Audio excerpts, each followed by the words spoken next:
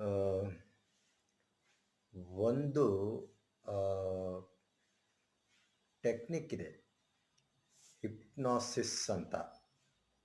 ಅದರಲ್ಲಿ ಯಾರು ಕೇಳಿದ್ರು ನಾನು ಮಹಾರಾಜ ಆಗಿದ್ದೆ ಹಿಂದಿನ ಜನ್ಮದಲ್ಲಿ, ಇಲ್ಲ ಯಾವುದಾರೊಂದು ದೊಡ್ಡ ವ್ಯಕ್ತಿಯಾಗಿದ್ದೆ ಅಂತಲೇ ಹೇಳ್ತಾರೆ.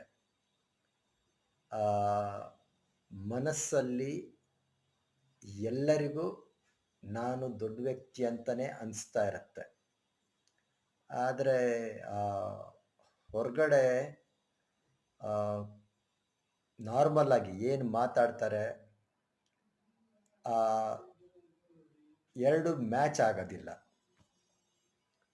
ಸೊ ಹೇಳೋದೊಂದು ಮಾಡೋದೊಂದು ಮಾಡ್ತಾರೆ.